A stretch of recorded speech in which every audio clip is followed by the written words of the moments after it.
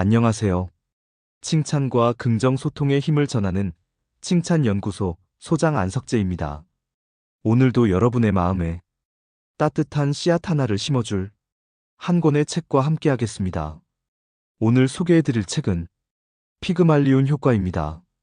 이 책의 저자는 미국 하버드 대학교 심리학과 교수였던 로버트 로젠탈과 교육 현장에서 실제 연구를 진행한 교육학자 레노어 제이콥슨입니다.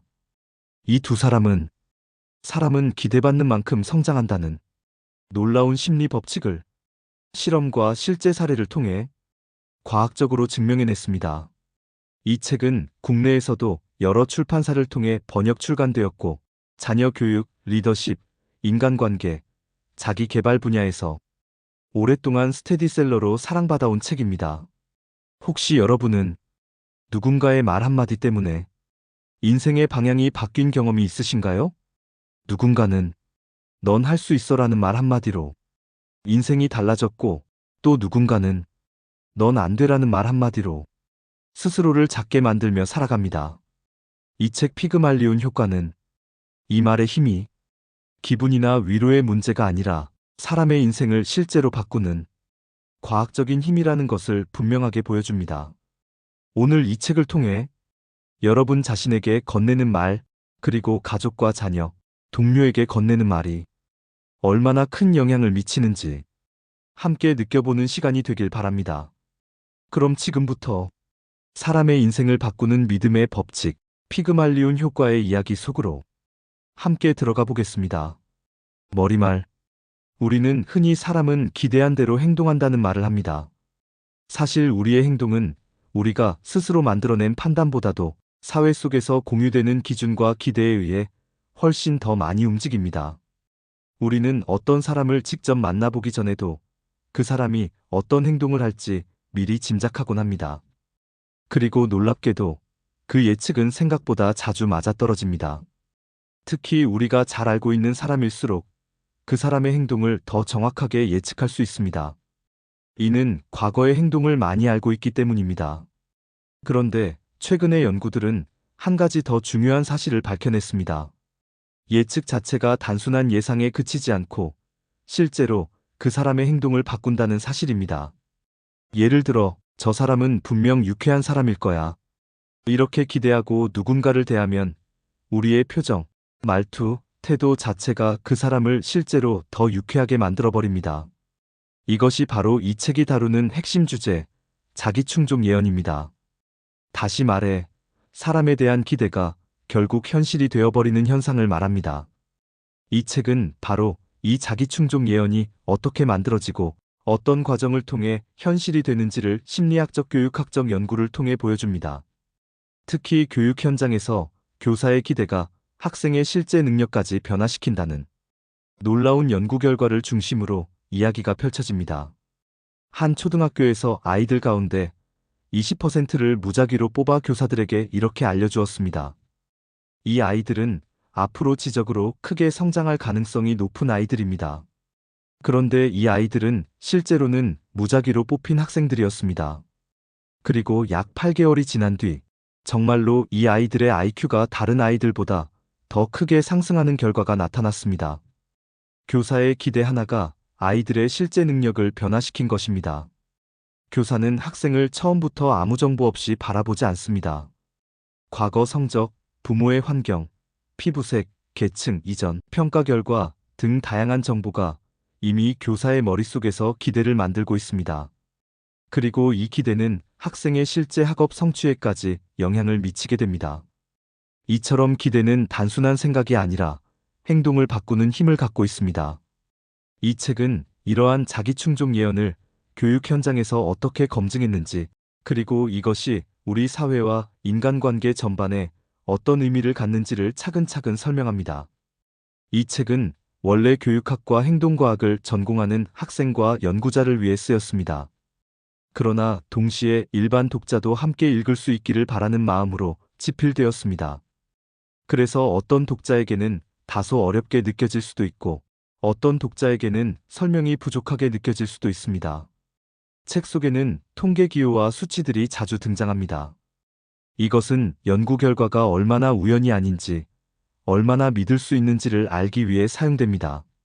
하지만 독자께서는 모든 통계 수치를 다 이해하지 않으셔도 괜찮습니다. 다만 하나만 기억하시면 됩니다. 이 결과가 우연일 가능성이 얼마나 되는가라는 숫자가 바로 P값이라는 사실입니다. 많은 심리학자들은 P값이 0.05보다 작을 때 비로소 의미 있는 결과라고 말합니다. 그러나 이것 또한 절대적인 기준은 아닙니다. 과학자들 사이에서도 해석은 다를 수 있습니다. 이 연구는 10년이 넘는 오랜 시간 동안 이어져 왔고, 그 과정에서 국립과학재단의 지원을 받았습니다. 또한 여러 교육청 관계자, 학교 교사, 아이들, 연구자와 분석가들의 도움이 없었다면 이 책은 세상에 나오지 못했을 것입니다. 그 모든 분들께 깊은 감사의 마음을 전합니다. 이 책은 단지 학문적인 연구 결과를 나열하기 위한 책이 아닙니다. 이 책은 이렇게 묻고 있습니다. 우리가 누군가를 어떤 사람으로 믿는 순간, 그 사람은 정말 그렇게 변해버리는 건 아닐까? 우리의 기대는 과연 어디까지 세상을 바꿀 수 있을까? 이 질문에 대한 답을 이 책에서 함께 찾아가 보시기 바랍니다. 감수의 말. 제대로 된 교육 정책이란 말 그대로 모든 사람을 위한 교육을 목표로 해야 합니다. 그런데 현실에서는 종종 교육이 누구를 위한 것인지가 뒤바뀌곤 합니다. 겉으로는 모두를 위한 교육이라고 말하지만 실제로는 일부만을 위한 정책으로 굳어지는 경우도 적지 않습니다. 그래서 교육의 본질을 묻는 질문은 언제나 하나로 모아집니다. 도대체 우리는 누구를 교육해야 하는가? 이 질문을 끝까지 붙잡고 놓지 않으려는 태도야말로 진짜 교육의 출발점입니다. 그런데 이 질문이 누가 교육받을 자격이 있는가, 혹은 누가 능력이 있는가? 라는 방향으로 바뀌는 순간, 교육은 이미 본래의 자리를 벗어나게 됩니다. 이 책에 등장하는 로젠탈과 제이콥슨의 연구는 바로 이 지점에서 출발합니다. 그들은 교육이란 무엇인가, 그리고 학생의 가능성은 어디에서 결정되는가를 실제 교실에서 검증하고자 했습니다. 미국의 한 초등학교에서 무작위로 뽑은 아이들을 앞으로 크게 성장할 가능성이 있는 아이들이라고 교사들에게 알려주었을 뿐인데 몇 달이 지나자 실제로 그 아이들의 학업 성취도가 눈에 띄게 올라갔습니다. 특별한 교육 방법을 더한 것도 아니었습니다. 달라진 것은 오직 교사의 기대뿐이었습니다. 이 이야기의 바탕에는 오래된 신화가 하나 놓여 있습니다. 바로 피그말리온 이야기입니다. 조각가 피그말리온은 자신이 만든 조각상의 사랑에 빠졌고 그 진심이 신의 마음을 움직여 조각상은 마침내 살아있는 사람이 됩니다. 이 신화에서 유래한 말이 바로 피그말리온 효과, 즉 기대가 현실을 만든다는 원리입니다. 그리고 이 현상은 지금도 교실 안에서 실제로 반복되고 있습니다. 교사가 한 학생을 가능성 있는 존재로 바라보면 그 기대는 자연히 말과 표정, 지도 방식, 관심의 깊이로 드러납니다. 그러면 학생은 서서히 그 기대에 맞는 사람으로 변해갑니다. 반대로 이 아이는 원래 안 된다는 낙인을 먼저 찍어버리면 그 기대 역시 현실이 됩니다.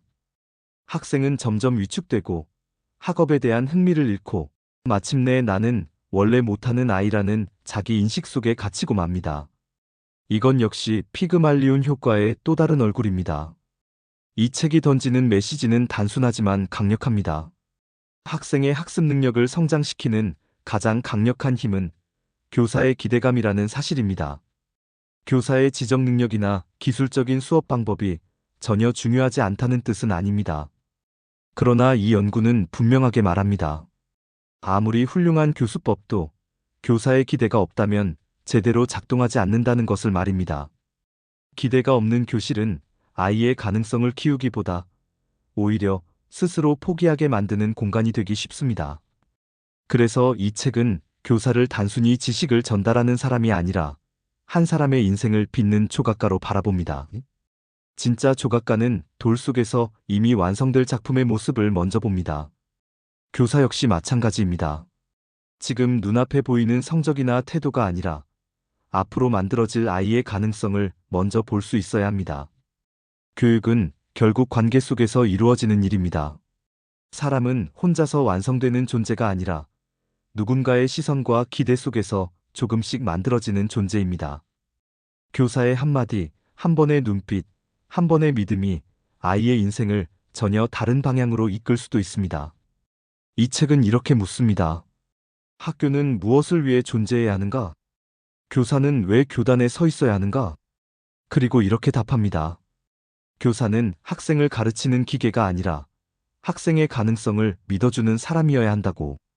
교육은 정답을 외우게 하는 일이 아니라 사람을 사람답게 만들어가는 일이라고.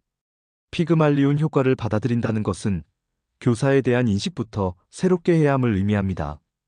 학생을 성적순으로 분류할 대상이 아니라 함께 만들어갈 존재로 바라보는 관점의 전환이 필요합니다. 교실은 성적이 낮은 아이를 포기하는 곳이 아니라 가능성이 가장 크게 자라날 수 있는 자리여야 합니다. 마지막으로 이 책은 이렇게 말합니다. 학생이 변하는 것은 학생 혼자만의 힘이 아닙니다.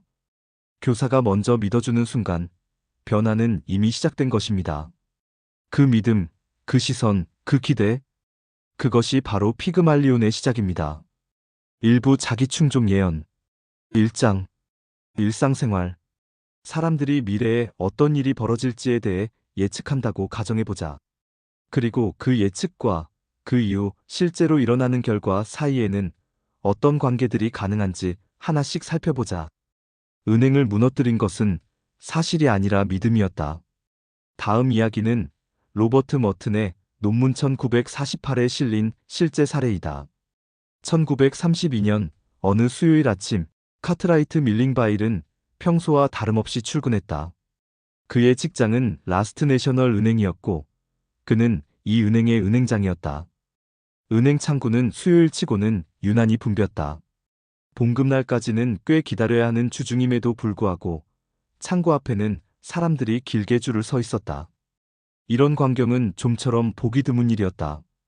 밀링바일은 사람들이 혹시 해고를 당한 것은 아닌지 동정어린 시선으로 그들을 바라보았다. 그리고 이내 그날 업무를 시작했다. 라스트 내셔널 은행은 지불 능력에 아무런 문제가 없는 탄탄한 은행이었다. 은행장도 그 사실을 잘 알고 있었고 주주들도 그랬다. 우리도 이 은행이 문제가 없었다는 사실을 잘 안다. 하지만 창구 앞에 줄을 섰던 사람들은 그렇게 생각하지 못했다. 그들은 은행이 망해가고 있다고 믿었다. 그래서 예금을 빨리 인출하지 않으면 돈을 잃게 될 것이라고 생각했고 그 믿음 때문에 줄을 서 있었던 것이다. 그들의 생각은 사실과는 달랐다. 하지만 그들의 오해가 예금 인출이라는 구체적인 행동으로 나타나자 상황은 완전히 바뀌었다.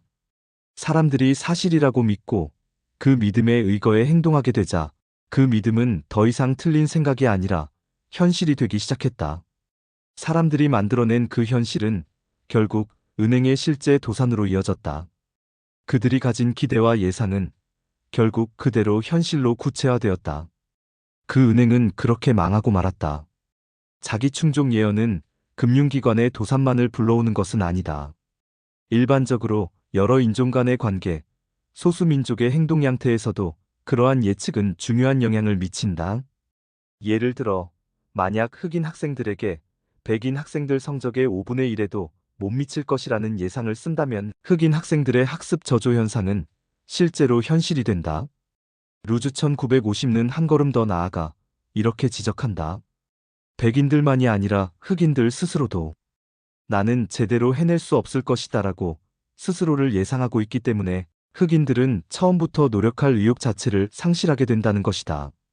스위니의 기적 기대는 사람의 인생을 바꾼다. 하지만 자기충족 예언이라는 개념은 부정적인 것만을 뜻하지는 않는다. 그 점을 잘 보여주는 것이 바로 스위니의 기적이다.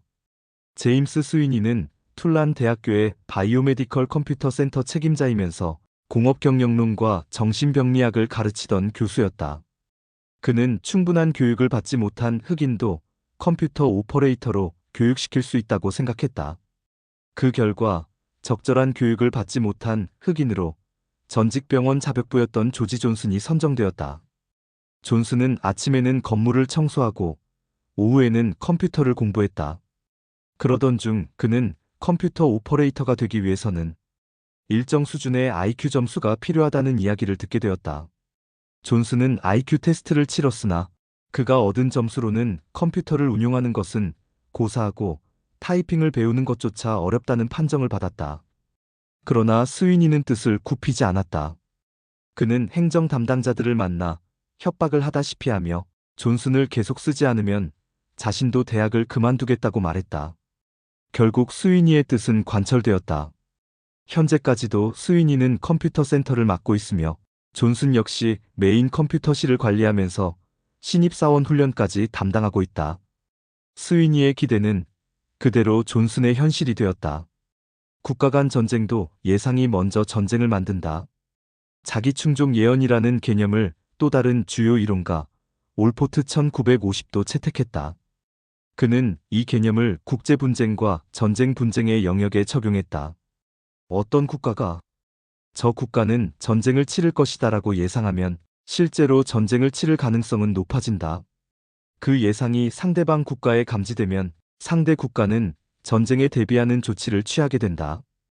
이 전쟁 준비는 다시 앞선 국가가 가졌던 전쟁 예상을 더욱 확증하는 작용을 하게 되고 그 결과 양국 모두 전쟁 준비를 한층 더 강화하게 된다. 이렇게 끊임없이 상승작용이 일어나면서 전쟁은 결국 현실이 된다. 반대로 전쟁을 피할 것으로 예상하는 국가는 실제로도 전쟁을 피하게 되는 경향이 있다. 스포츠와 집단에서도 기대는 성적이 된다. 윌리엄 화이트 1943는 어느 청소년 불량 서클을 대상으로 불링 집단의 영향력 성적을 분석했다. 이 집단의 구성원들은 각자의 불링 실력이 얼마나 되는지 서로 잘 알고 있었다. 어느 날 밤 한 성원이 불링을 칠 때 모든 회원들은 그가 경기를 잘해 나갈 것이라고 믿었다. 그 결과 그는 실제로 좋은 성적을 거두었다. 그 다음 날 밤 또 다른 성원이 불링을 칠 때 사람들은 그가 전날보다 좋지 않은 성적을 낼 것이라고 여겼고 그 예측대로 그의 성적은 좋지 않았다. 한 성원의 성적에 대한 다른 성원들의 예상이 그 사람의 실제 성적을 결정하는 것처럼 보였던 것이다. 재난 현장에서도 구조는 기대대로 진행된다. 드레이어 1956의 연구에는 재난 상황과 관련된 더 심각한 사례가 등장한다.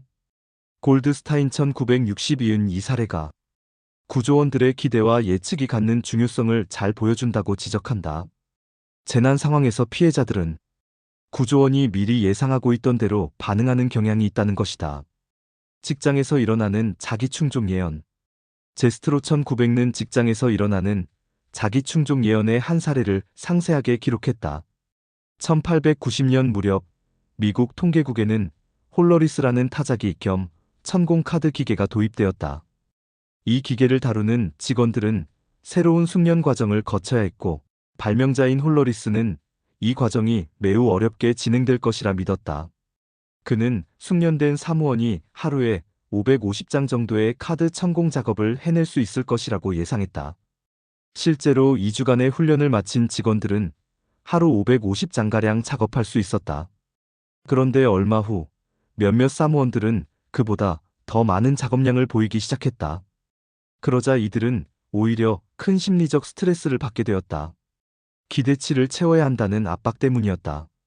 당시 내무부 장관은 최소 목표치를 새롭게 설정하게 된다. 그런데 이후 전혀 다른 변화가 일어난다. 어느 날 200명의 신입 사무원들이 홀러리스 기계 조작 업무에 투입되었다. 이 직원들은 기계를 본 적도 없었고 별도의 훈련도 받지 못했다. 그런데 놀랍게도 3일이 지나자 이 신입 사무원들은 기존 사무원들이 7주 훈련을 받고 도달하던 작업 속도까지 따라잡았다. 기존 사무원들은 하루 700장 정도 작업하면 지쳐 쓰러졌지만 신입 사무원들은 그보다 훨씬 많은 양을 처리하고도 아무 이상이 없었다. 정보가 없었기 때문에 나는 여기까지밖에 못한다는 한계도 존재하지 않았던 것이다. 직장 상사의 평가도 직원의 실제 능력을 바꾼다. 산업 현장에서의 또 다른 사례도 있다. 어느 대기업에서 여성을 고용할 때 여성 지원자의 상당수는 평가 과정을 거치게 되었다. 각 지원자는 지능과 손놀림의 정교성을 검사받았다. 그리고 이 정보들은 앞으로 이들을 관리하게 될 작업반장에게 전달되었다. 하지만 사실 그 정보는 모두 허위였다. 실제 점수와는 아무런 관련이 없었다. 얼마 후 작업반장의 직원 평가와 직원들의 실제 생산 기록이 나왔다. 그 결과 작업반장이 높은 점수를 받은 것으로 알고 있었던 직원들에게 후한 평가가 내려졌다는 사실이 드러났다. 이것은 상사가 가진 선입견이 직원의 성과를 실제로 변화시킨 자기충족 예언의 전형적인 사례였다. 맛도, 감정도, 일의 만족도도 예상이 먼저 만든다. 칼 스미스와 아론슨 1963의 실험도 같은 원리를 보여준다. 실험 대상자에게 쓴맛이 나는 물이라고 말하고 단맛이 나는 물을 주면 사람들은 단맛을 덜 느꼈다. 반대로 단맛이 나는 물이라고 말해놓고 쓴물을 주면 사람들은 더욱 쓰게 느꼈다. 실생활에서도 마찬가지다. 평소 매우 맛난 음식으로 여겨지던 것도 예상치 못한 순간에 먹게 되면 오히려 불쾌감을 느끼게 된다. 하비와 클렉 1965의 연구에서도 칭찬을 들을 것이라고 기대한 사람들은 좋지 않은 평가를 들었을 때보다 좋은 평가를 들었을 때 훨씬 더 호의적으로 반응했다. 반대로 나쁜 말을 들을 것이라 예상한 사람들은 칭찬을 들었을 때보다 예상한 대로 불쾌한 말을 들었을 때 더 강한 반응을 보였다. 인간은 왜 예측하려고 하는가? 맥과이어 1966는 인간이 예측할 수 없는 자연을 본능적으로 불안하게 느낀다고 설명한다. 사람들은 예측이 불가능한 것보다는 차라리 나쁜 예측이라도 있는 것이 훨씬 마음이 편하다. 그래서 인류는 자연을 예측 가능한 대상으로 바꾸기 위해 탐구해왔고 그 과정에서 결국 자연을 지배하게 되었다. 자연을 이해하려는 노력 속에는 마술도 있고 종교도 있었으며 과학도 포함되어 있었다. 이 가운데 과학은 수량화를 통해 자연의 비예측성을 크게 낮추었다. 일장 정리. 이 말과 믿음은 결국 현실이 된다.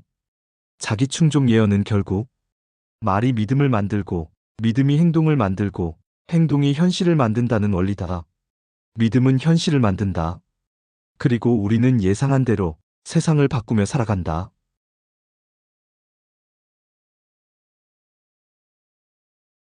2장. 의사와 환자. 앞장에서 살펴본 자기충족적 예언의 사례들은 예측을 하는 사람이 단순한 관찰자로만 남아있는 경우들이었다. 즉, 예측하는 사람은 결과에 직접적인 개입을 하지 않았고 단지 그럴 것이다라고 예상했을 뿐이었다. 따라서 그 예측이 실제 변화로 이어졌다면 그것은 오롯이 대상자의 마음속에서 일어난 변화 때문이었다. 그러나 이번 장에서 다루는 사람들은 다르다. 여기 등장하는 사람들은 대상의 삶과 상태에 직접 개입할 수 있는 위치에 있는 사람들이다. 바로 의사, 치료사, 심리학자, 재활 전문가들이다. 이들은 단순한 관찰자가 아니라 예측과 동시에 결과에 영향을 미치는 역할을 맡은 사람들이다. 그래서 이 장에서는 예측이 곧 치료가 되고 말 한마디가 생사를 가르는 힘이 되는 장면들이 펼쳐진다. 최면술. 자기충족적 예언이라는 개념에 가장 크게 기여한 사람은 사회학자 머튼이지만 사실 이 개념은 그보다 훨씬 이전부터 의료 현장에서 이미 활용되고 있었다. 1898년 엘버트 몰은 이렇게 말했다. 예측하는 사람 자신이 그 예측이 실현되도록 만드는 원인이 된다. 몰은 히스테리성 마비 환자의 사례를 통해 환자가 나는 곧 나을 것이다 라고 믿으면 실제로 마비가 풀리는 경우가 있다는 점을 지적했다. 반대로 불면, 구토, 말더듬, 발기부전 같은 증상들도 곧 이런 일이 생길 것이라고 걱정하면 실제로 나타나는 일이 많다는 것이다. 이는 단순한 상상이 아니라 사람의 믿음이 생리 반응을 움직인다는 뜻이었다. 이후 상당한 세월이 흐른 뒤 마틴 오르는 이 생각이 실제로 맞다는 것을 실험으로 증명했다. 그는 기초 심리학을 수강하는 학생 두 반을 대상으로 최면에 관한 강의를 했다. 두 반 모두 같은 이론 수업을 들었지만 한 반에서는 교수 자신이 직접 최면 시범을 보였다. 그 시범에서 몇 명의 학생 손에 강직증이 일어났고 오른손잡이는 오른손에, 왼손잡이는 왼손에 강직이 생겼다. 반면 다른 반에서는 같은 이론만 가르치고 최면 시범은 전혀 보여주지 않았다. 이후 두 반에서 각각 9명씩 실험 대상자를 뽑아 최면을 시도했다. 그 결과는 분명했다. 최면 시범을 직접 본 학생들 가운데서는 대부분 배운 그대로 주로 쓰는 손에 강직증이 나타났다. 반대로 최면 시범을 보지 않은 학생들에게서는 특정한 패턴이 거의 나타나지 않았다. 이 실험은 아주 중요한 사실을 보여준다. 최면술사의 기대가 피실험자의 반응을 결정한 것이 아니라 피실험자 스스로가 품은 기대가 자신의 신체 반응을 만들어냈다는 점이다. 사람은 타인의 생각보다 자기 안에 형성된 믿음에 훨씬 더 강하게 반응하는 존재라는 사실이 드러난 것이다. 심리치료. 심리치료 분야에서 기대와 예측의 힘은 매우 오래전부터 중요한 문제로 다뤄져 왔다. 이 분야에서 가장 먼저 주목받은 인물 가운데 한 사람이 바로 프롬나이히만 1950이다. 그는 치료가 잘 되지 않는 이유를 단순히 환자의 병리나 성격에서만 찾지 않았다. 오히려 그는 이렇게 보았다. 환자의 예후를 좌우하는 중요한 요인 중 하나는 환자를 대하는 치료자의 내면적인 기대와 판단이라는 것이다. 다시 말해, 치료자가 겉으로 아무 말도 하지 않아도 마음속으로 이 환자는 회복이 어렵다라고 단정해버리면 그 생각이 치료 과정 전반에 은근히 스며들어 환자의 회복 가능성 자체를 낮춰버릴 수 있다는 의미다. 이후 여러 연구자들이 이 생각을 더 구체적으로 검증했다. 스트라우프와 루보스키 1962, 사페로 1964의 연구 역시 같은 방향의 결론을 보여주었다. 그리고 이 논의를 한층 더 강하게 밀어붙인 사람이 바로 칼 매닝거 1964다. 그는 현대 정신의학의 흐름을 되돌아보며 이런 말을 남겼다.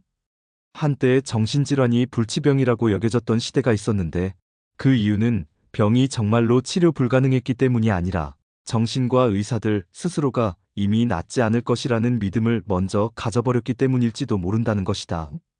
그러나 시간이 지나면서 정신질환도 충분히 회복될 수 있다는 생각이 퍼지기 시작했고 그와 함께 실제로 회복되는 환자들의 수도 눈에 띄게 증가했다는 것이다. 이 말은 치료 기술이 갑자기 획기적으로 발전했기 때문만은 아니다. 치료자 집단 전체의 인식, 즉 기대의 분위기가 바뀌면서 실제 치료 성과도 함께 달라졌다는 뜻이다. 이 이론을 실제 치료 현장에서 더 구체적으로 보여준 연구가 바로 하인과 트라우스먼 1960의 연구다. 이들은 환자들이 치료 초기에 어떤 기대를 가지고 있는지가 치료 성과에 직접적인 영향을 주는지 살펴보았다. 흥미롭게도 환자가 혼자서 아무리 큰 기대를 가지고 있어도 그것만으로는 치료가 오래 지속되기 어려웠다. 반대로 치료자와 환자가 같은 기대를 공유하고 있을 때 환자는 치료 과정을 훨씬 더 오래 그리고 성실하게 지속하는 경향을 보였다. 이 점을 더 분명하게 보여준 사람이 제롬 프랭크 1965다. 그는 치료자와 환자의 기대를 우연에 맡기지 않고 의도적으로 일치시키는 방법을 시도했다.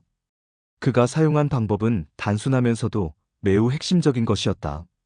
치료를 시작하기 전에 환자에게 다음과 같은 내용을 충분히 자세하게 설명해 주는 것이었다. 앞으로 어떤 방식의 치료를 받게 되는지, 치료 과정에서 어떤 변화가 나타날 수 있는지, 치료자가 환자에게 어떤 태도를 기대하고 있는지. 이 설명을 충분히 들은 환자들은 치료를 막연한 불안이 아니라 예측 가능한 과정으로 받아들이게 되었다. 동시에 치료자 역시 환자가 어떤 마음가짐으로 치료에 임할지를 알고 있었기 때문에 치료 과정에서 훨씬 더 일관된 태도와 안정된 방향성을 유지할 수 있었다. 그 결과는 분명했다. 이렇게 기대가 서로 맞춰진 경우 치료는 더 오래 지속되었고 치료 효과 역시 훨씬 더 높게 나타났다. 이는 심리치료가 단순히 기술의 문제가 아니라 사람과 사람 사이에 오가는 기대의 일치 위에서 비로소 제대로 작동한다는 사실을 보여준다. 사망률. 알코올 중독성 질환으로 인한 사망률은 오랫동안 15%를 넘기지 않는 것으로 알려져 있었다. 그런데 1959년 스웨덴 학자권의 연구가 발표되면서 놀라운 사실이 드러났다. 치료법이 바뀌지 않았음에도 불구하고 사망률이 거의 0에 가까울 정도로 떨어진 것이다. 이 현상을 어떻게 설명할 수 있을까? 연구진은 치료법 자체보다도 새로운 치료법이 등장했다는 소식이 의료진과 환자에게 전해지면서 의료진의 태도가 완전히 달라졌다는 점에 주목했다. 의사들은 환자를 더욱 세심하게 관찰했고 포기하는 대신 끝까지 돌보려는 태도를 보이기 시작했다. 그 결과 환자들 역시 스스로를 살 수 있는 사람으로 여기며 끝까지 치료를 받게 되었던 것이다. 비슷한 결과는 자살 충동을 분석한 코블러와 스코틀랜드의 연구에서도 나타났다. 이들은 가족과 치료자가 어떤 예측을 하느냐에 따라 그 예측이 환자에게 전달될 경우 실제 행동이 그 방향으로 강화된다는 사실을 밝혀냈다. 그리고 이렇게 결론 내린다. 우리가 보기에는 실제로 자살하는 사람은 자살하게 될 것이다라는 예측에 스스로 응답하는 것으로 보인다. 이 문장은 섬뜩할 만큼 강력하다. 죽음조차도 예측에 의해 끌려올 수 있다는 뜻이기 때문이다. 의료 현장에서는 때때로 여러 증상을 종합해 사망 선고에 가까운 진단을 내릴 때가 있다. 그런데 문제는 이 진단이 단순한 정보 전달이 아니라 환자의 생존 의지를 꺾는 최후의 신호가 되어버리는 경우가 있다는 점이다. 어느 환자의 사례가 이를 잘 보여준다. 전문의가 도착했을 때 환자는 이미 임종 직전처럼 보였다. 주변 의료진에게는 저 환자는 모르리분두스, 즉 이미 죽어가는 상태입니다라는 진단이 전달되었다. 그런데 놀랍게도 그 환자는 죽지 않았고 몇 년 뒤 전문의를 다시 찾아와 건강을 되찾은 데 감사 인사를 전했다. 그 환자는 이렇게 말했다. 담당 의사가 병명을 알아야 치료할 수 있다고 했습니다. 그래서 모리분두스라는 말을 들었을 때 저는 곧 회복될 수 있겠다는 생각이 들었습니다. 아이러니하게도 치료 불가능을 의미하는 진단이 환자에게는 회복의 신호로 받아들여진 것이다. 하지만 반대로 그 의미를 정확히 알았다면 결과는 정반대였을지도 모른다. 이 사례는 진단 그 자체보다도 진단이 전달되는 방식과 환자의 해석이 훨씬 더 중요하다는 사실을 보여준다. 위약 효과. 1960년 샤프로는 놀라운 말을 했다. 아마도 19세기 후반까지의 모든 치료는 실질적으로 위약 효과였을 가능성이 크다. 그만큼 사람들은 약효보다 기대에 의해 회복되는 경우가 많았다는 것이다. 1794년 피사 대학의 라니에리 게르비 교수는 치통, 치료제인 바구이라는 벌레를 이용한 치료법을 개발했다. 수백 명을 대상으로 조사했더니 무려 685%가 즉각적인 통증 완화를 경험했다는 결과가 나왔다. 이 치료의 과학적 근거는 당시로서는 설명되지 않았지만 결과만큼은 놀라울 정도로 강력했다. 현대의학은 훨씬 정교해졌지만 여전히 신약은 초기에는 효과가 매우 크고 시간이 지나며 약효가 줄어드는 현상이 반복된다. 이 역시 약효 자체보다도 처음에 의사가 품는 기대와 그 기대가 환자에게 전달되는 방식이 큰 역할을 하기 때문이라고 해석된다. 1961년 협심증을 완화하기 위해 내유방동맥을 봉합하는 수술이 유행했다. 수술 결과는 처음에는 놀라울 만큼 좋았다. 그런데 더 엄밀한 실험에서 피부만 절개한 가짜 수술에서도 똑같은 효과가 나타난다는 사실이 밝혀졌다. 특히 수술을 맡은 의사가 이 수술에 확신을 갖고 있을수록 환자들의 증상 완화는 거의 4배 가까이 더 크게 나타났다. 반대로 확신이 없던 의사에게서 치료받은 환자들은 효과가 훨씬 적었다. 이 사실이 밝혀지자 이 수술법은 빠르게 사라졌다. 효과는 수술이 아니라 의사의 믿음 속에서 만들어졌기 때문이다. 비처는 통증을 실험적으로 유발한 뒤 한쪽에는 모르핀을 투여하고 다른 쪽에는 위약을 투여하여 효과를 비교했다. 이 실험은 이중맹검법으로 진행되어 연구자와 피실험자 모두 어떤 약이 투여되었는지 모르게 했다. 그 결과 모르핀은 위약보다 더 뛰어난 효과를 보이지 못했다. 그러나 다른 실험에서는 연구자가 어떤 약을 사용하고 있는지를 알고 있었고 그 경우에는 모르핀의 효과가 훨씬 더 크게 나타났다. 즉, 연구자의 기대가 약효를 증폭시킨 것이다. 다만 극심한 고통의 경우에는 모르핀이 확실히 효과적인 진통제라는 점 또한 분명히 밝혀진다. 즉, 모든 효과가 기대 때문만은 아니지만 기대가 약효를 크게 키우거나 줄일 수 있다는 사실은 분명한 진실이었다. 집단적 예측. 이제 논의는 개인이 아닌 집단의 기대로 옮겨간다. 재활치료처럼 여러 치료사가 함께 환자를 담당하는 경우 특정 한 사람의 예측만으로는 결과를 설명할 수 없다. 인간상호관계연구소의 연구에 따르면 재활, 훈련을 맡은 직원들의 기대가 훈련생의 성취도를 결정한다는 사실이 밝혀졌다. 심지어 정신지체 장애인조차도 훈련을 담당한 사람들이 이 사람은 해낼 수 있다라고 믿을 경우 실제 취업 능력을 갖추게 되는 일이 반복적으로 확인되었다. 연구자들은 치료를 담당한 직원들에게 어떤 사람은 반드시 큰 발전을 보일 사람, 어떤 사람은 큰 변화가 없을 사람이라고 인위적으로 암시를 주었다. 그 결과 예측된 대로의 변화가 실제로 나타났다. 연구진은 이렇게 결론 내렸다. 직원들이 정신지체 장애자도 스스로 해낼 수 있다고 믿으면 실제로 그 장애자에게도 그렇게 해낼 수 있는 능력이 생긴다는 사실을 알게 되었다. 이 말은 단순한 격려가 아니다. 사람이 사람을 바라보는 시선 하나가 한 개인의 인생 경로를 바꾸어 놓을 수 있음을 보여주는 증거다. 한 병원에서 새로운 진정제와 강장제를 도입한다고 공지한 뒤 실험이 진행되었다. 그러나 실상은 두 양 모두 위약이었다. 병원 근무자들의 평가에 따르면 70%에 달하는 환자들에게서 분명한 호전이 나타났다. 더 면밀히 살펴보니 가짜 강장제의 효과는 시간이 지나며 사라졌으나 가짜 진정제의 효과는 오래 지속되었다. 이는 병원 근무자들의 기대가 환자의 상태를 평가하는 방식 자체를 바꾸었기 때문이라는 해석이 가능했다. 10명의 정신질환 환자를 대상으로 한 테일러의 실험에서도 비슷한 결과가 나타났다. 일부 환자에게는 이들은 반드시 좋아질 것이다라는 긍정적 예측이 주어졌고 다른 환자들에게는 아무런 말도 하지 않았다. 간호사들은 긍정적 예측이 주어진 환자들을 실제로 더 긍정적으로 평가했고 퇴원 시점의 치료 결과 역시 더 좋게 나타났다. 일부 2장 의사와 환자에 관한 내용을 정리해 보겠습니다. 2장이 우리에게 전하는 메시지는 단순 명확하다.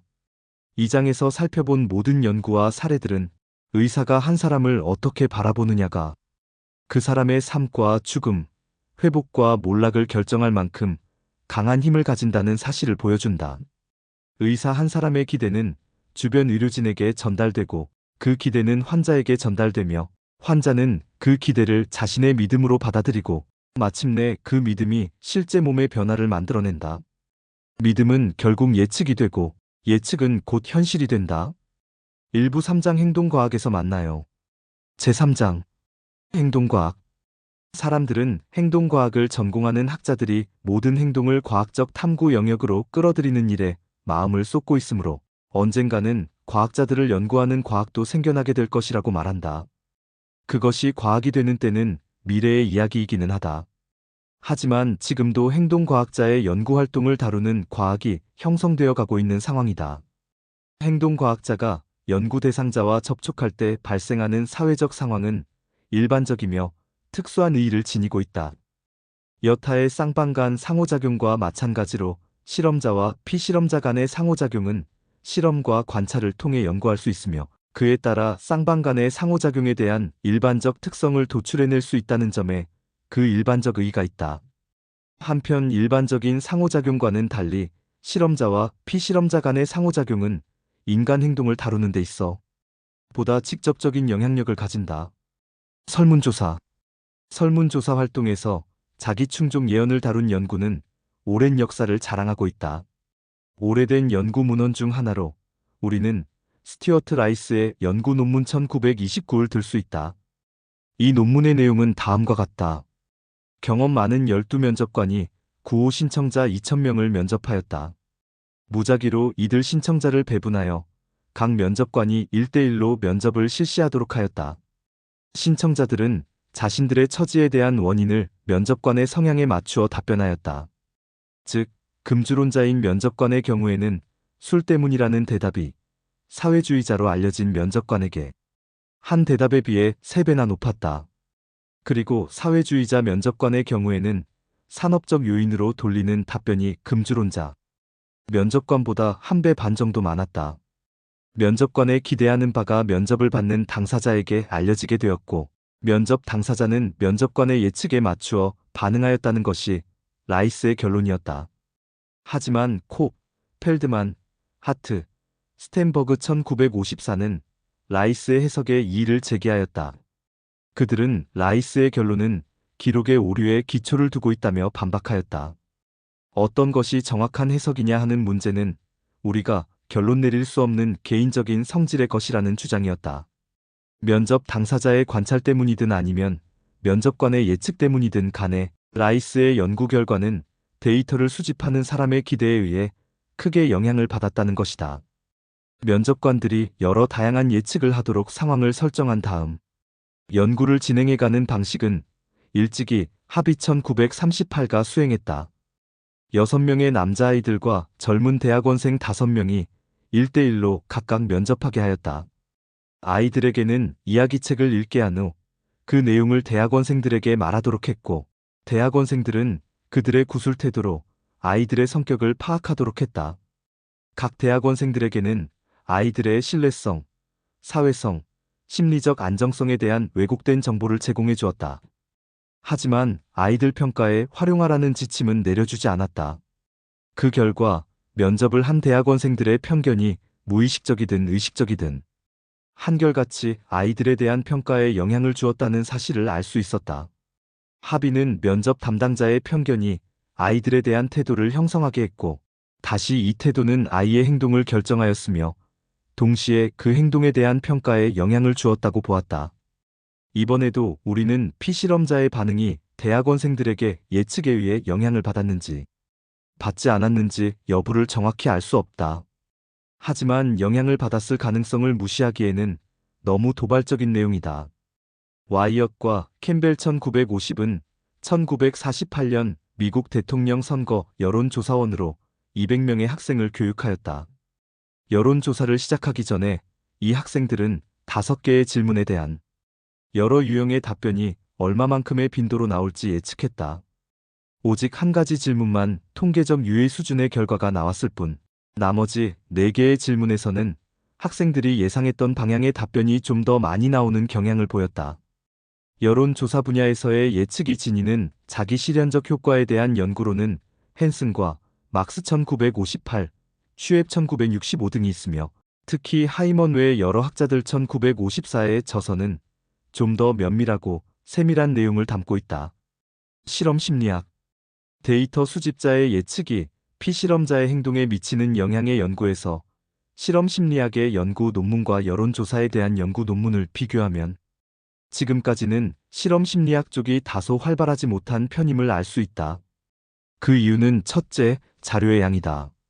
실험 심리학자에 비해 여론조사 수행자의 수가 훨씬 많기 때문에 연구에 필요한 자료가 더 풍부하다.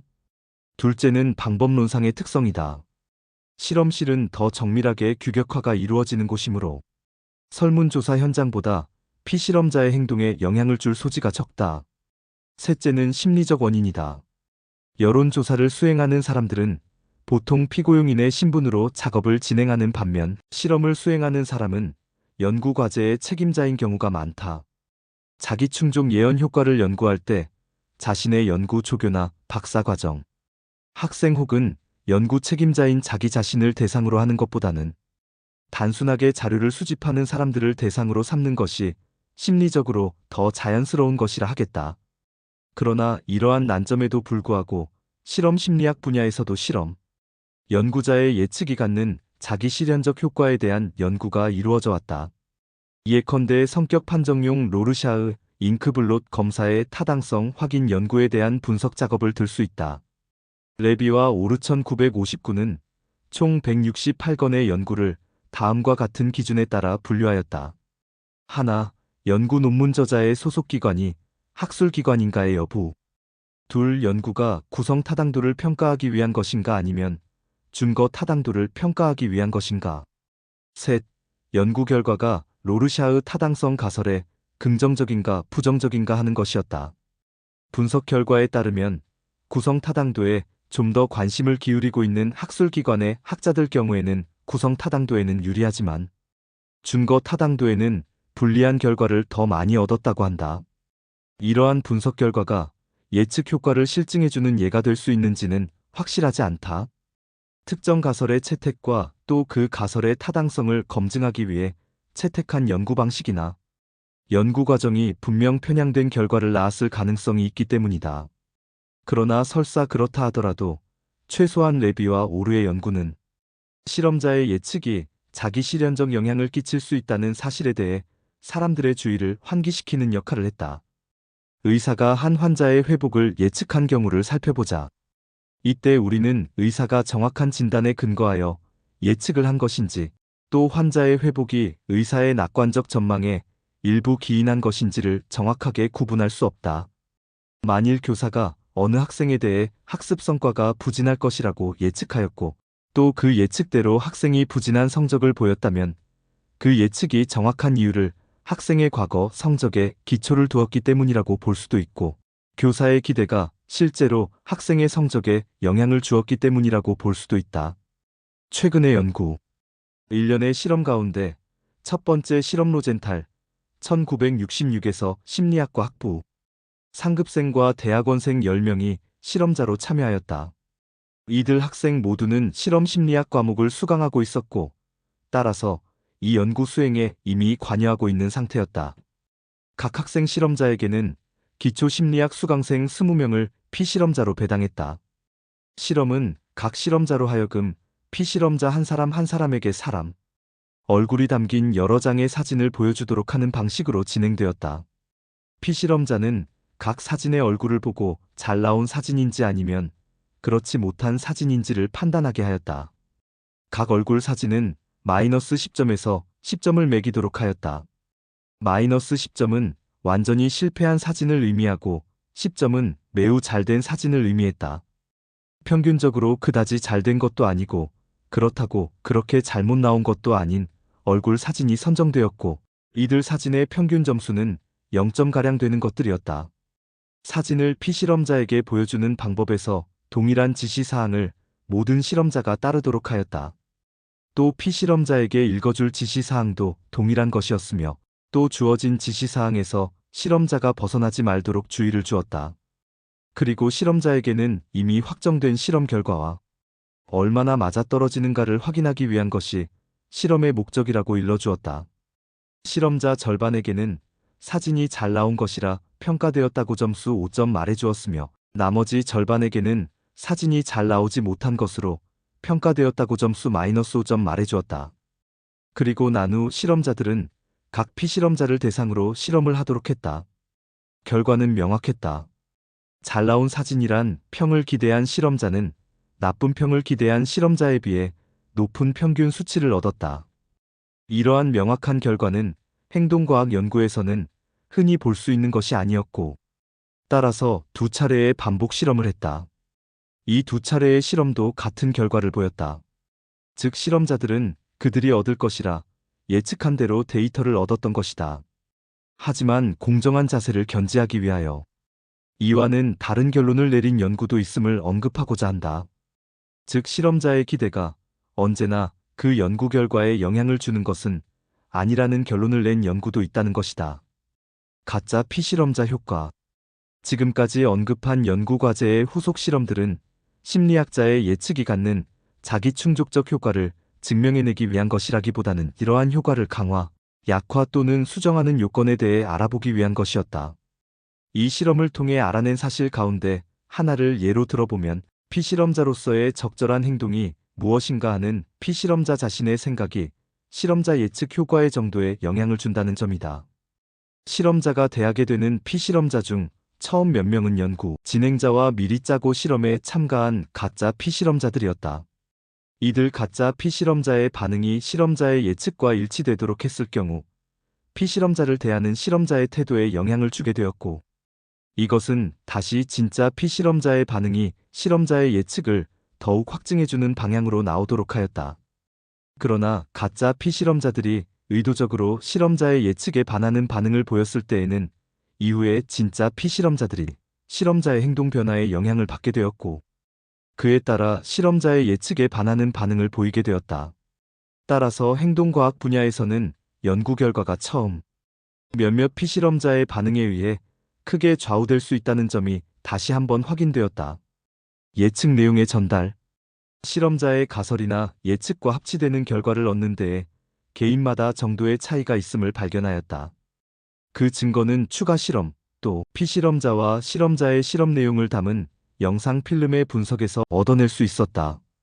예측의 자기실현적 효과를 크게 보인 실험자들은 피실험자들에게 비교적 높은 신망을 얻고 있었으며, 또 실험을 수행하는 데서도 좀 더 전문적이고 효율적으로 능력을 발휘하는 사람들이었다. 그들은 사람들에게 비교적 호감을 많이 얻고 있었고, 또 작업에 방해가 될 소지가 있는 지나친 개인적 감정 표출을 절제하면서도 사람들에게 편안함을 느끼게 해주는 형이었다. 실험자의 예측이 영향을 미치는 것은 전혀 의식적으로 이루어지는 것은 아니다. 하지만 이들의 행동 방식 속에는 피실험자의 반응을 특정 방향으로 이끌 가능성이 충분히 존재하고 있었다. 실험자가 자신이 기대하는 내용을 피실험자에게 전달하는 과정은 매우 포착해내기 어려운 섬세한 과정이다. 지난 5년간 우리는 녹화 필름을 분석하면서 실험자가 피실험자에게 무의식적으로 기대 내용에 대해 힌트를 주는지 살펴보았지만 별다른 성과를 거두지 못했다. 지난 5년간의 연구가 전체적으로 실패라고 할 수는 없다 하더라도 최소한 부분적으로는 실패라고 할 수 있다. 그러나 우리는 기대 내용의 무의식적 전달에 관한 몇 가지 사항을 알게 되었다. 실험자와 피실험자 사이에 칸막이를 해놓을 경우에는 기대 효과가 줄어든다는 것을 알게 되었다. 따라서 실험자의 시각적 힌트가 중요한 역할을 한다는 것이 명백해졌다. 그러나 칸막이를 설치해 놓는다고 해서 기대 효과가 완전히 사라지는 것은 아니므로 청각적 힌트도 중요한 역할을 담당한다고 할 수 있다. 청각적 힌트의 중요성은 아데아와 앱스테인 1967의 연구가 극명하게 보여주고 있다. 처음에 그들이 한 연구는 단지 실험자의 예측 효과에 대한 기본 실험의 반복 실험에 불과했다. 원래의 실험과 마찬가지로 이 실험에서도 같은 결과를 얻었다. 장비의 사진이 선정되었고 이들 사진의 평균 점수는 0점가량 되는 것들이었다. 사진을 피실험자에게 보여주는 방법에서 동일한 지시사항을 모든 실험자가 따르도록 하였다. 또 피실험자에게 읽어줄 지시사항도 동일한 것이었으며, 또 주어진 지시사항에서 실험자가 벗어나지 말도록 주의를 주었다. 그리고 실험자에게는 이미 확정된 실험 결과와 얼마나 맞아떨어지는가를 확인하기 위한 것이 실험의 목적이라고 일러주었다. 실험자 절반에게는 사진이 잘 나온 것이라 평가되었다고 점수 5점 말해주었으며, 나머지 절반에게는 사진이 잘 나오지 못한 것으로 평가되었다고 점수 마이너스 5점 말해주었다. 결과는 명확했다.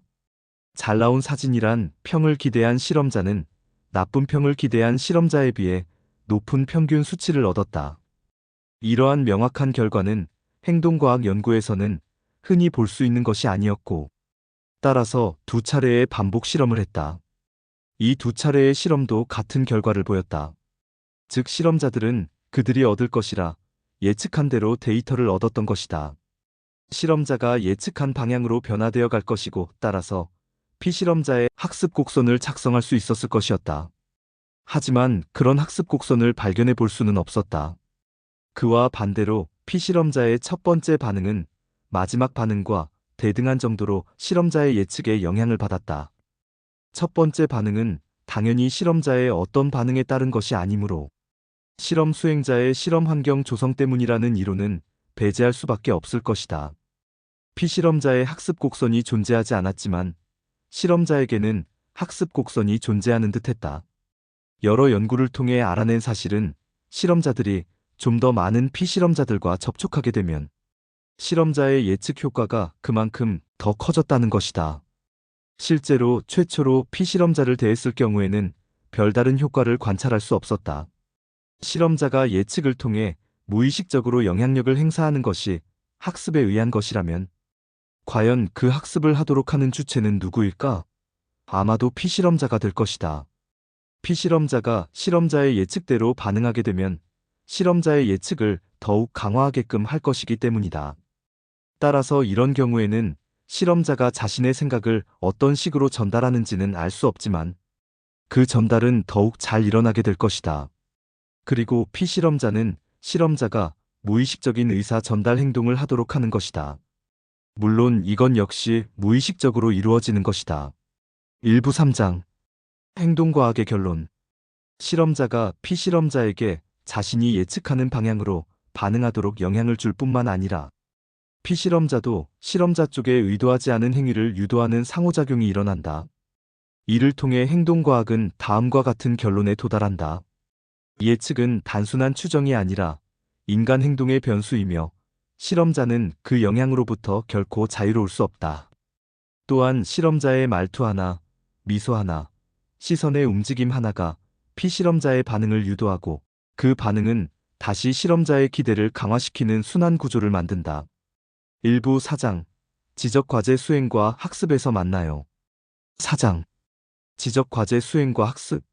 실험자와 피실험자 사이에서 실험자의 가설이 자기 충족 예언으로 작용됨을 보여주는 문헌이 점점 많아지고 있음은 앞장에서 지적한 바 있다. 하지만 지금까지 언급한 여러 연구에서는 실험자의 가정이 피실험자의 행동에 미치는 영향은 피실험자의 지적 수행과는 특별히 연결되지 않았다. 상대방의 지적 수행에 대한 예측이 그 사람의 지적 수행을 결정하게 된다는 것이 이 책의 중심 내용이기 때문에 지적 영역에서 이루어지는 자기 충족 예언에 대해 살펴보는 것이 매우 중요하다. 그것에 대해 살펴보는 것이 바로 이 장의 목적이다. 우리는 먼저 사람을 피실험자로 한 실험에서 얻어진 증거를, 그 다음엔 동물 실험에서 얻어진 증거를 살펴볼 것이다. 인간 행동, 잉크블롯 분석. 잉크블롯을 보고 여러 가지 다양한 해석을 내릴 수 있는 능력은 지적 능력과 긴밀하게 연관되어 있다. 여기서 지적 능력이란 표준 지능 검사에서 정의된 개념을 가리킨다고 스며와 와이즈키는 말한다. 몇몇 연구에 따르면 서로 다른 종류의 지능 검사를 통해 얻은 두 점수 사이의 상관만큼이나 잉크블롯 검사 결과 역시 보통의 IQ 점수와 높은 상관을 보인다. 마워다 마르시아의 연구 1967는 잉크블롯에 대한 피실험자의 반응이 검사원의 기대에 의존한다는 가설을 검증하기 위한 것이었다. 실험 심리학을 수강하는 학생 36명이 검사원으로, 기초 심리학을 수강하는 학생 53명이 피실험자로 참여했다.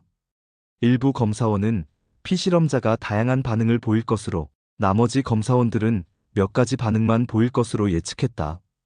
그 예측이 실험 책임자의 가정이든 검사원 자신의 가정이든 어떤 이유에서 그런 가정을 하게 되었는가는 결과에 큰 영향을 미치지 않는다는 사실이 드러났다.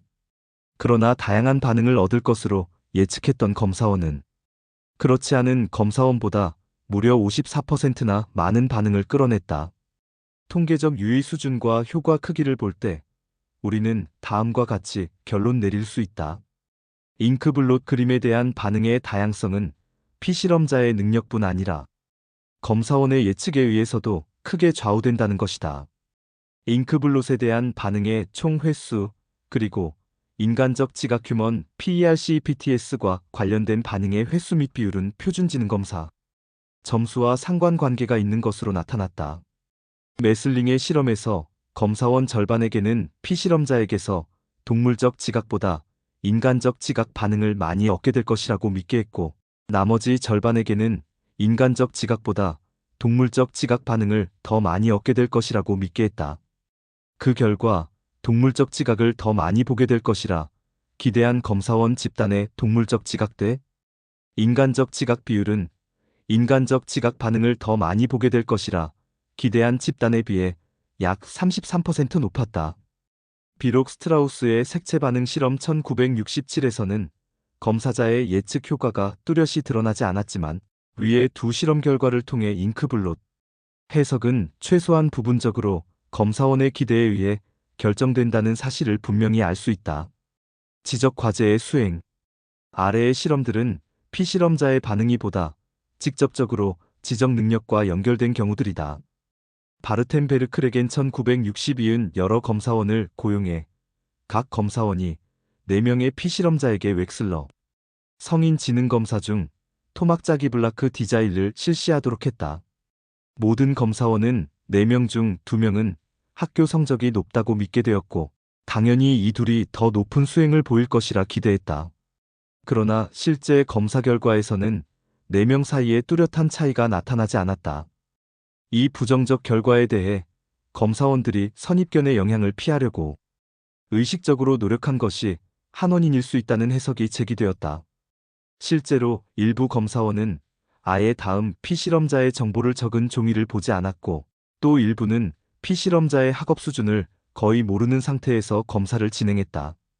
검사원의 행동을 추가로 분석해보니 성적이 높다고 믿은 학생과 접촉할 때 검사원은 더 친절하고 배려 깊게 대했고, 얼굴 표정과 제스처도 더 풍부했다는 사실이 밝혀졌다. 로젠탈 1964. 이 친절한 태도가 성과에 영향을 미쳤을 가능성은 크지만 해당 논문에서는 이 점을 직접 다루지 않았다.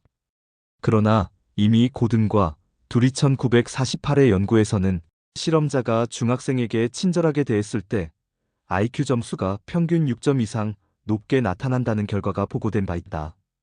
또한 크로 1964는 보다 호의적인 환경에서 대학생 피실험자들이 숫자, 기호 바꾸기 디저트 심벌아 유사한 암호풀이 검사에서 더 높은 성적을 거둔다는 사실을 밝혔다. 웨어, 코엘, 베이커의 연구에서는 군인을 피실험자로 사용했다.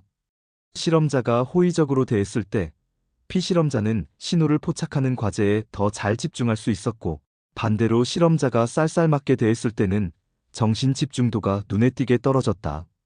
삭스 1952는 유아원을 대상으로 연구했다.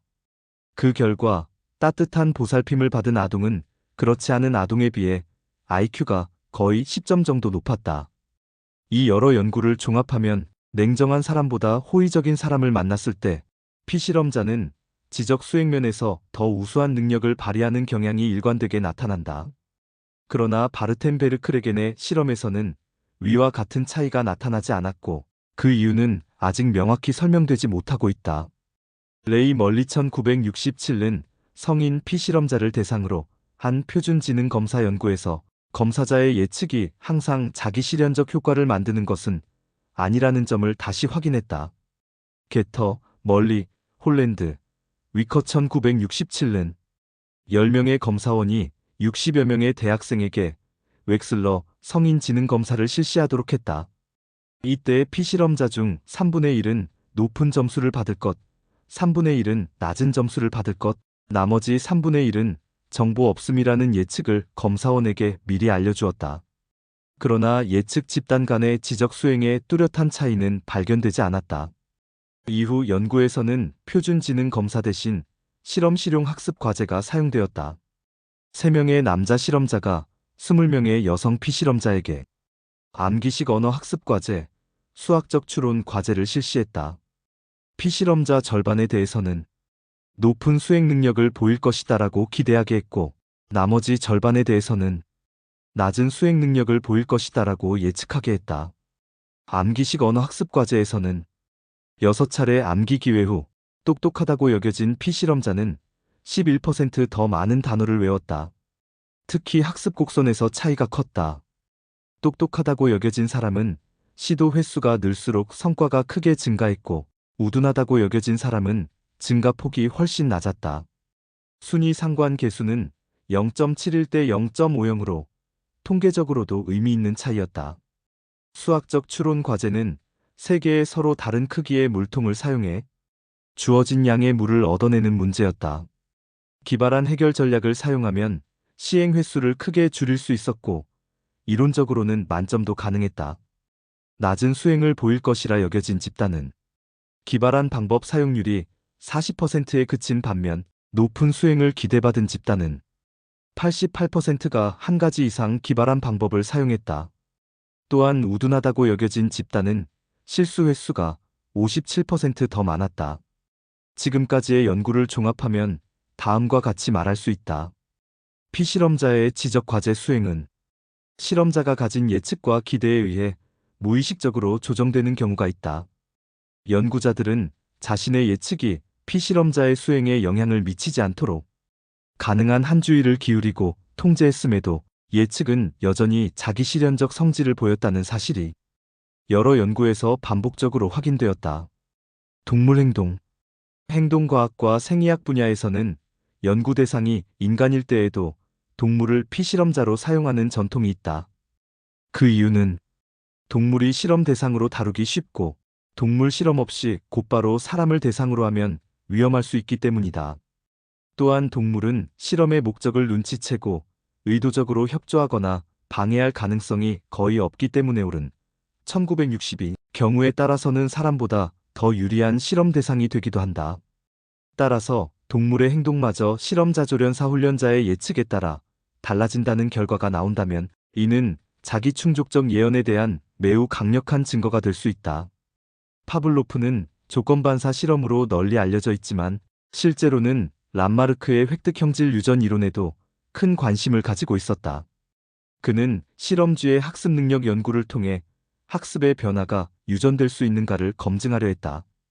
그러나 1929년 제13차 세계 생리학 학술 대회에서 파블로프는 자신의 실험을 재검토한 결과 쥐에게서 학습 능력 향상은 발견할 수 없었다고 비공식적으로 밝혔다. 대신 확인된 것은 쥐의 능력이 아니라 연구보조원의 훈련 능력이 향상되었다는 점이었다.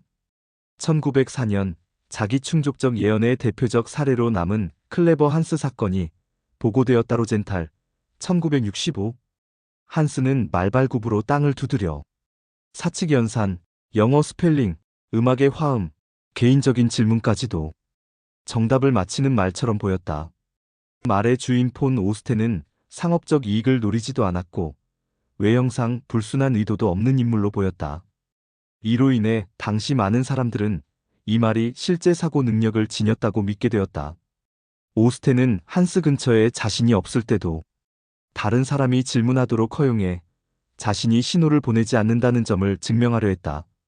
그러나 평스트 1911의 정교한 반복 실험을 통해 전혀 다른 사실이 밝혀졌다. 한스는 질문자가 정답을 알고 있을 때만 정답을 맞힐 수 있었고 질문자가 말발굽을 직접 볼 수 있을 때만 정확히 반응했다. 사람이 정답 횟수에 도달하면 무의식적으로 아주 미세한 머리 움직임을 보이는데 이 거의 감지되지 않는 움직임이 이제 그만 두드려라라는 신호 역할을 했던 것이다. 즉, 사람의 기대가 무의식적 신호로 전달되었고 말은 그 신호를 읽어낸 것에 불과했다. 결국 질문자의 예측이 그대로 실현된 셈이다. 이 결과는 오랜 시간에 걸친 반복적이고 정교한 실험을 통해 밝혀진 것이었다. 평스트는 이 연구를 다음과 같이 정리했다. 우리는 교사에게서 원인을 찾으려 했던 것을 학생에게서 찾으려고 했던 것이다. 미로학습. 이 실험의 목적은 다수의 동물을 대상으로 자기충족적 예언, 가설을 검증하는 것이었다. 로젠탈과 포드 1963 실험심리학 수강생들은 한 학기 동안 인간 피실험자를 대상으로 실험을 진행한 뒤 마지막 과제로 동물 실험을 추가 수행했다. 이때 실험자들에게는 미로를 잘 찾는 쥐와 그렇지 못한 쥐를 교배하면 유전적으로 능력 차이가 나는 쥐를 얻을 수 있다는 설명이 주어졌다. 실험에는 평범한 쥐 60마리가 사용되었고 12명의 실험자에게 공정하게 배분되었다. 그러나 실험자 절반에게는 배정된 쥐는 미로 찾기 능력이 뛰어난 쥐다. 나머지 절반에게는 배정된 쥐는 미로 찾기를 잘 못하는 쥐다라고 알려주었다. 쥐의 과제는 T자형 미로에서 어두운 색 가로대를 고르는 것이 정답이며 가로대 위치는 번갈아 바뀌고 정답 위치는 좌우에 동일하게 배치되었다. 정답을 맞히면 소량의 음식이 주어졌고 각 쥐는 5일 동안 하루 10차례씩 실험에 참여했다. 높은 능력을 지닌 것으로 여겨진 쥐는 실험 첫날부터 마지막 날까지 전반적으로 더 우수한 수행 능력을 보였다. 평균 올바른 반응수를 살펴보면 둔하다고 여겨진 쥐는 평균 1.54회에 그친 반면 똑똑하다고 여겨진 쥐는 평균 2.32회로 훨씬 높은 수행을 나타냈다. 수행의 변화 과정에서도 뚜렷한 차이가 드러났다. 똑똑하다고 여겨진 쥐는 날이 갈수록 수행 능력이 꾸준히 향상된 반면 둔하다고 여겨진 쥐는 사흘째까지는 약간의 증가를 보이다가 이후에는 오히려 수행이 감소하는 경향을 나타냈다. 또한 출발점에서 아예 움직이지조차 않은 쥐의 비율을 보면 똑똑하다고 여겨진 쥐는 불과 1%에 불과했으나 둔하다고 여겨진 쥐는 무려 29%에 달했다. 이 차이는 유의 수준 0.01로 매우 의미 있는 차이였다. 쥐가 올바른 가로대를 향해 달려가는 속도에서도 똑똑하다고 여겨진 쥐가 둔하다고 여겨진 쥐보다 훨씬 빠르게 반응했으며, 이 역시 통계적으로 유의미한 차이를 보였다. 실험 종료 후 실험자들의 자기평가. 실험이 모두 끝난 뒤 모든 실험자는 자신이 담당했던 쥐의 능력과 쥐를 대하는 자신의 태도와 행동에 대해 평가하도록 요청받았다. 그 결과 높은 수행 능력을 기대했던 실험자들은 자기 쥐가 더 똑똑하고 더 우호적이며 호기심이 많고 별다른 소란도 피우지 않았다고 평가했다. 또한 실험 전반이 우호적인 분위기 속에서 진행되었고 쥐들과 함께 일하는 과정 자체가 즐거웠다고 기록했다. 반면 낮은 수행 성적을 예측했던 실험자들에 비해 높은 수행을 기대했던 실험자들은 쥐를 대하는 태도 또한 전반적으로 더 부드러웠던 것으로 나타났다. 이는 실험자의 기대가 단지 쥐의 수행 결과에만 영향을 준 것이 아니라 쥐를 대하는 태도와 상호작용의 방식 자체까지 변화시켰음을 시사한다. 스키너 상자에서의 학습. 앞의 미로 실험과 마찬가지로 쥐를 피실험 대상으로 삼았지만 이번에는 미로 대신 스키너 상자를 사용하였다. 로젠탈과 롯은 1964 실험에는 39명의 실험자와 16마리의 쥐가 참여했으며 실험자 수가 많았기 때문에 둘 또는 셋씩 조를 이루어 실험을 진행했다. 이번 실험에서도 실험자 절반에게는 배당된 쥐가 과제 수행 능력이 뛰어나다고 믿게 했고 나머지 절반에게는 유전적으로 열등하다고 믿게 했다. 쥐가 학습해야 했던 과제의 내용. 이번 실험에서 쥐가 배워야 할 과제는 미로 찾기보다 훨씬 복잡한 단계적 행동 학습이었다. 쥐는 먼저 찰칵 소리가 나면 음식 기계로 이동한 뒤 막대를 눌러야 음식이 나오는 것을 학습해야 했다. 그러나 기계는 때때로 작동이 멈추기 때문에 막대를 눌러도 음식이 나오지 않는 경우도 있었다. 또한 강화 자극은 음식보다 찰칵 소리가 먼저 작용하도록 학습되었고 빛이 있을 때만 막대를 눌러야 한다는 조건, 그리고 고리를 당겨 빛을 켠 뒤 막대를 눌러야 음식이 나오는 단계까지 연결해야 했다. 이는 단순 반응이 아닌 여러 자극과 조건이 결합된 고차 행동 학습이었다. 각 조는 5개의 실험실로 나뉘어 실험을 진행했다. 각 실험실별 조작적 학습 평균 순위를 나타낸 것으로 수치가 작을수록 수행 성적이 우수함을 의미한다.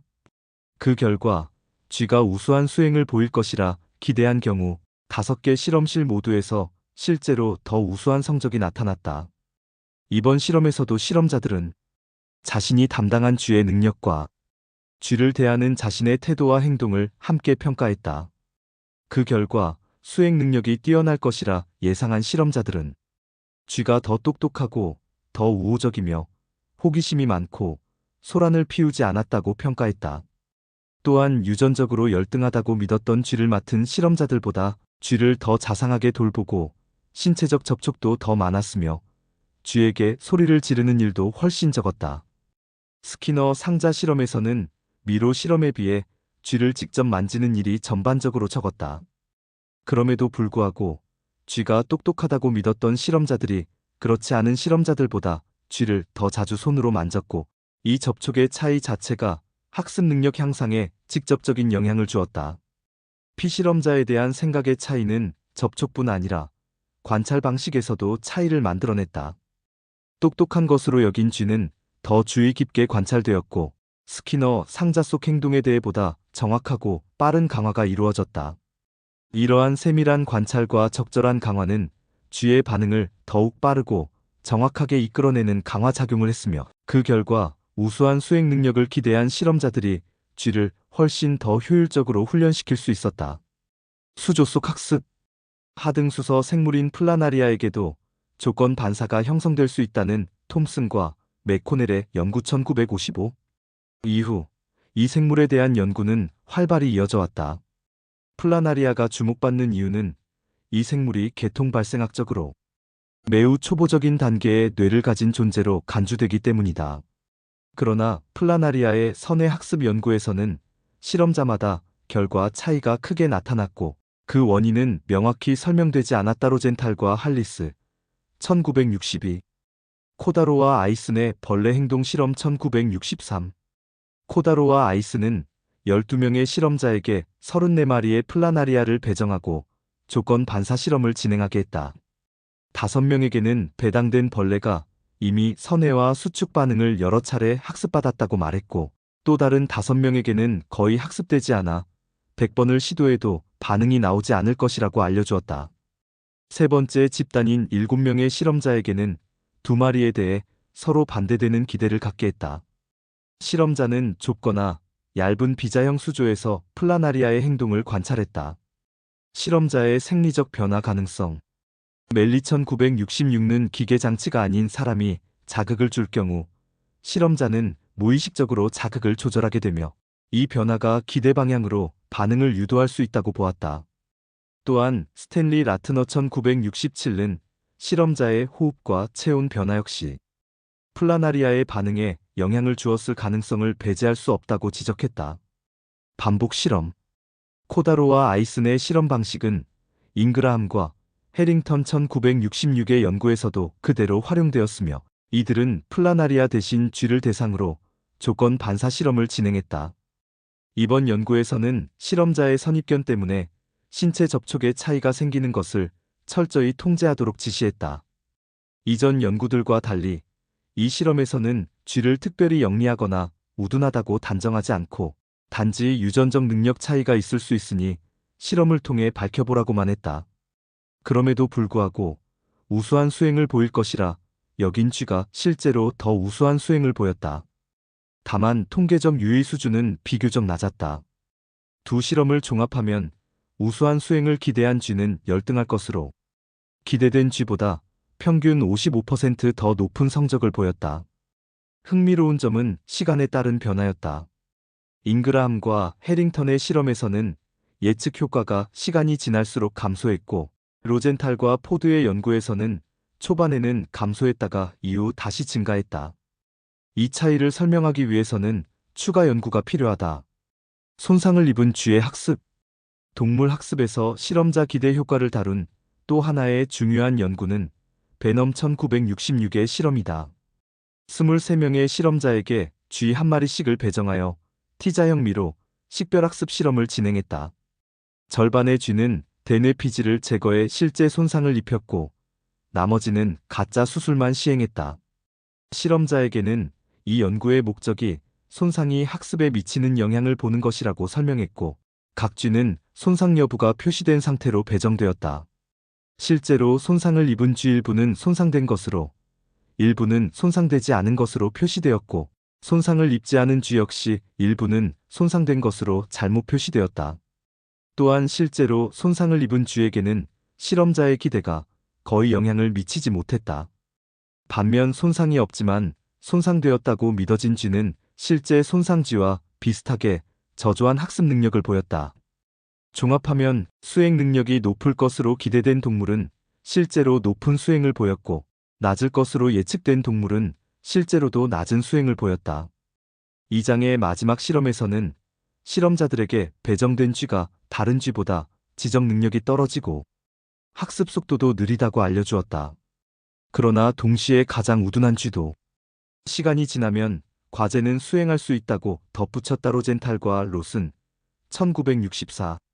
그럼에도 불구하고 우둔한 쥐를 배정받았다고 믿은 실험자의 47%는 학습이 불가능하다고 생각했으며, 반대로 영리한 쥐를 맡았다고 믿은 실험자 중에서는 단 5%만이 그런 부정적 생각을 했다.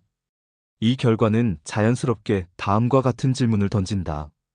교사에게 이 학생은 배울 수는 있지만 속도가 느리다고 말해준다면 그 교사는 과연 그 학생을 어떻게 바라보게 될 것인가?